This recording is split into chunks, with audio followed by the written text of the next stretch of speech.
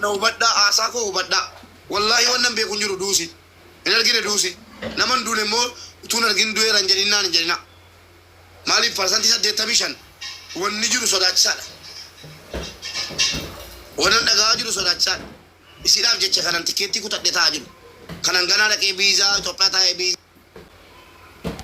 أكاسي باسو داج مالي أكني سيبون هكذا مرمي أربعة غوتو باو دايلتني أكاسيتي وبدأتي qabadha mucaan tarii lafaa jettaa yookiin moojjala teessee sodaate ta'a yeroo sodaa darbeera obboleettii keenya moojjala jiraatte bilbila narraa kaasii ada yoo danda'ame gurbaas nuuf fidda gurbaan illee nu fedheera bakka intaloon jirtu lakkoofsa irraa fudhatanii bilbilanii fi gurbaadha nuuri hatta innaan bakka barbaadamutti dhadhaa mootummaan sodaadhi malee nama keenya sodaanne bakka sinna barbaadanitti guutuutti nan dhufee dhiyaadhee haasa'aa jedheera jechuudha. Kun maa inni tolaan hin dhumne. Kun tolaan hin dhumne. Isinis tolaan dhuftee nu kan galle gurbaanis tolaanii miti kan inni bakka barbaadetti nama ammadda isinii waliin hin jira kan inni jedhe tolaanii miti.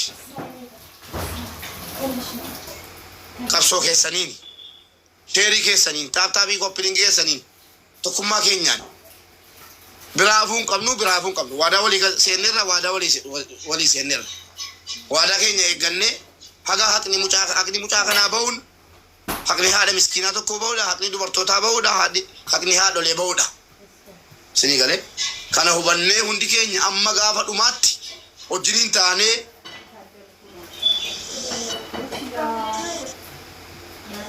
sinii galee gurbaan amma gurbaa kamii warra jettan gurbaan inni mana jaazaa yookaan immoo gurbaan inni shakkamaan an mootummaa Saawudii sodaadheetan malee bakka isin barbaaddan itti nan dhiyaadhaa jedheera.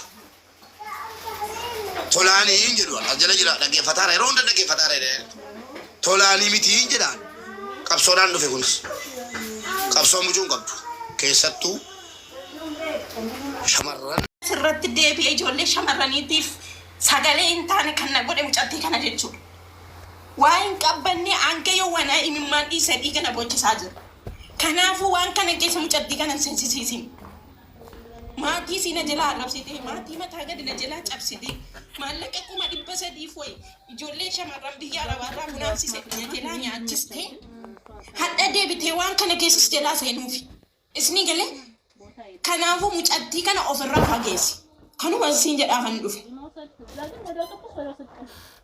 Bakka deemtanitti mucattii kana hodhu aasaa keessan seensisinaa. Hojii keessan keessa hin seensisinaa. Yoo dhugaa baasuu jettan jechuudha. Dhugaa qabbannee raggaasaa kan lafa jalatti qabbarree maallaqni siillee hin argamne imimmaan haadhaallee hin qorfamne hanga yawwanaatti mucattii kanatti harkatti balleessitee jirti. Du'een badaman ijoollee biyya arabaatiif sagalee hin ta'u kanan jedhe jireenya kiyyaan takkaan nama viidiyoo gadhiisu miti viidiyoo mataa kiyyaan gadhiisu viidiyoo mataa kiyyaa gadhiisee jiraachuu jammare jechuudha. Kanaafuu of eeggadhu. Waa'ee du'aa keessa nama seensisuun guyyaan itti halkanaaf duraan simboosisa. Irribaa keessa simboosisa. Waan hin ta'a jiru natu beeka waa'ee qabbannee irratti jechuudha. Kanaafuu mucattii kana ofirra hin seensisi. Kana caalaas irratti immoo waa'ee qabbannee haasofnaan hin dandeenye haasawan. Yeroo waa'ee mucattii kaasu garaana nyaatte akka waan obboleettii kiyya taate. Ofiin boontuu rabbiin jazaalee sii kaffala insha Allah.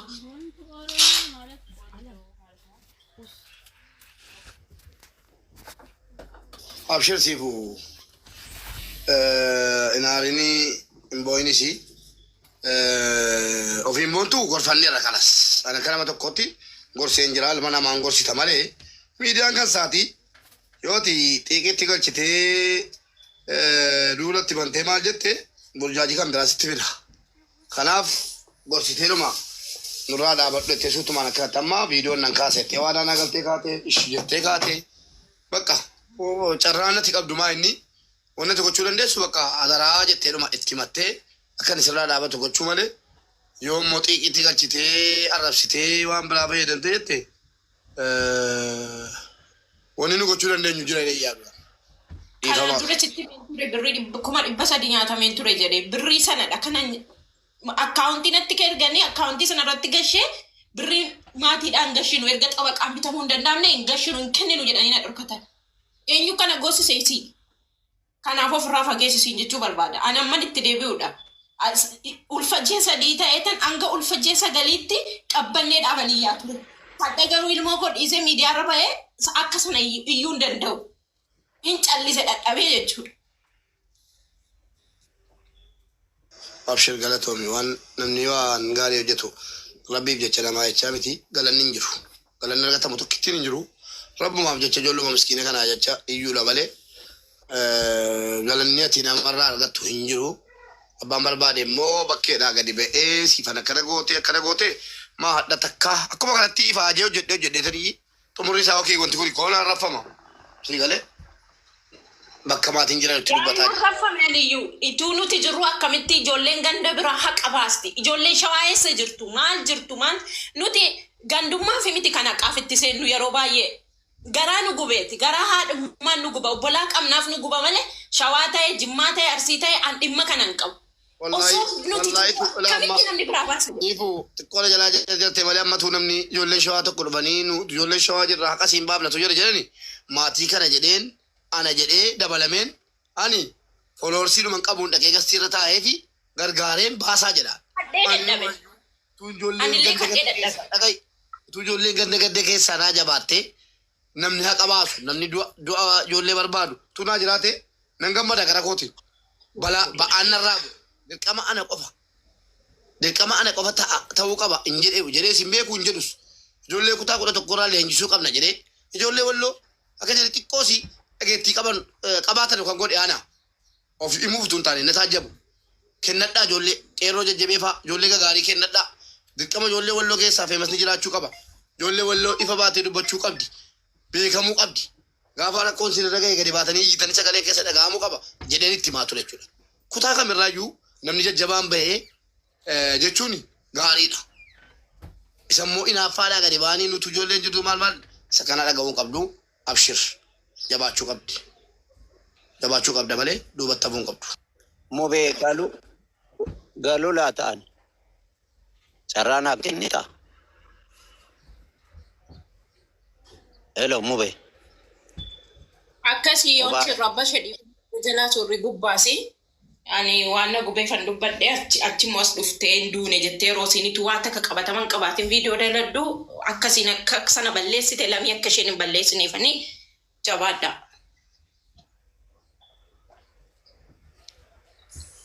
Siifuu koo barnuu sama dandeenyu jala deemnee qabaa jirra. Waaqayyoo gaditti namni dhaabes hin jiru. Hello, Mube. Inda gama.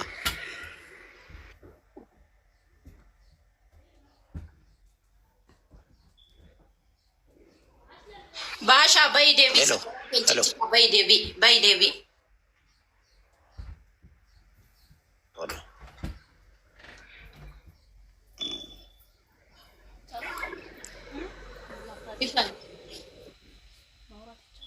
Oye.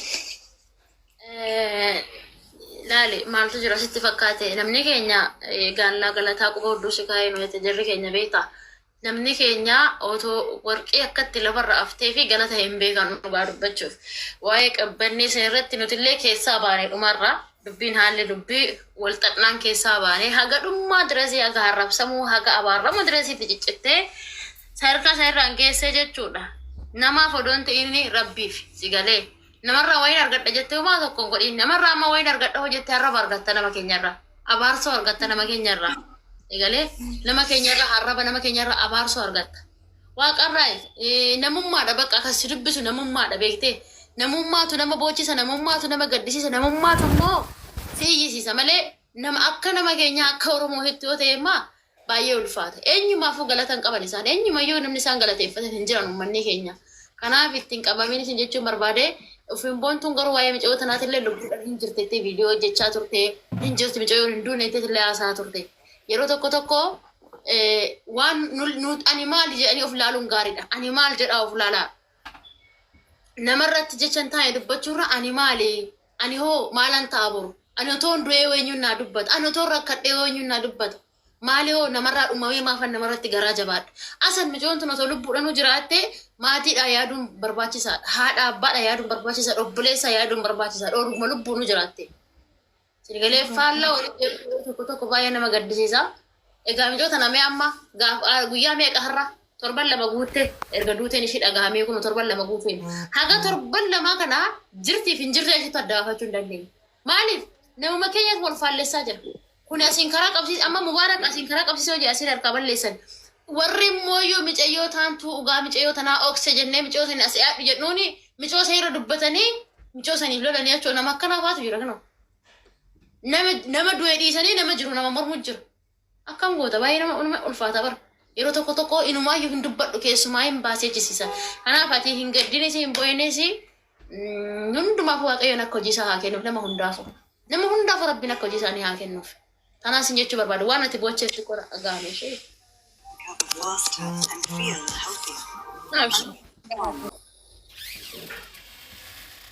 Alaikum salaam. Akkam sifaan ganni mubaarak hundi keessan jirtanii. Jirra muune. Okay. Bar aareetiin ol seene sifaan gisee bochuu kana baay'ee na gaddisiisee. Obsa dhabeetiin ol seene obboleeyyan kiyya carraa kana fayyadameetii waa takka dabarsuu barbaada. Namni maallaqa qabannee nyaatee miskiinaa fi hireenyiin jedhee maallaqa keenya nuti asoo kutaa hin laaliin asoo amantaa hin laaliin walitti baasnee kanneen fuudhee nyaatee miskiina ganda kijaatii fi hira jedhee nu burjaajeessee uummanni jarman footoo isaanii qabdan nu maxxansi roobali nu maxxansi mubaarakitti simii manguddoon jarman akka fuutee maallaqa san haadha qabanneetiif kennitu. Maallaqa keenyarraan hafnu nuti oromummaaf namummaaf maallaqa san walitti baasne oromoo quba qabaadha oromoof hin qabsaawa jedhee zaadidami afur asirraa afaan banuu osoo hin taane waan biraa hin barbaannu maallaqa reefkaa kanama du'ee qabattee hin taa'iniiti haadha qabannee waa laman dhabduu nuti gargaarsa isiitiif walitti buusne. Kennaan jiru keessa. Kannita yookaan viidiyoo hundi keessan hojjedha hattummaa isaa ibsa. Maayyii carraa maayyii sii kanneen irraa carraa kana fayyadamee maallaqa konkumaa maallaqa reefkaa nyaachuu hin dandeessu. Hayyama keenya malee maallaqni keenya nu wali baase haadha miskiinaatiif wali baasne haadha ilmoo dhabdeef walitti baasne fuutee miskiina biraatiif kenne jechuun waan hin fakkaanne gadi bahii maallaqa akkaawuntii sitti ergamee jira simaa sitti ergite hatattamaan maallaqa kanni diddaa seeraanis heeraanis maallaqa haadha qabannee haadha maallaqa reefkaa abadan amata dhibbatti illee si jala nafnu. Footoo isaanii qabdaa maxxansimee sifaan. Kana miti yeroo biraa irratti dubbannaan ofiin boontuun dhuftee seentee jennaan mubaarak irratti akkan harkatti balleessite sarkatti illee balleessite jedheetan haasa'e malee sagantaanii du'a biraati.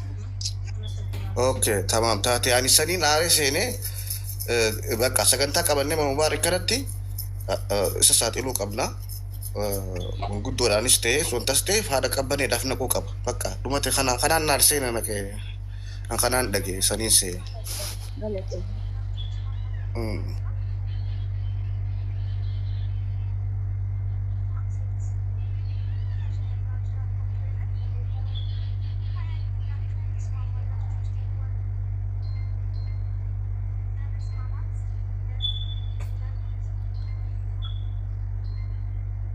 Mubee mucayyoon dhuftee jedhaa jiru eessa jirtu? Mucayyoon dhuftee dhanii barreessaadha.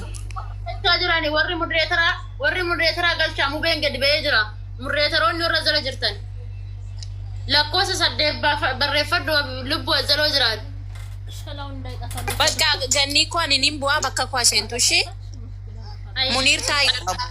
Anabo rakkoon qabu anabo rakkoon qabu yoo. No taa'ii gargaariinet. Ati taa'ii gargaariin. Laati kun qabdu. Sadde barreeffadhu warri modereetaraa si haa gashani. Modereetaroonni gashaa.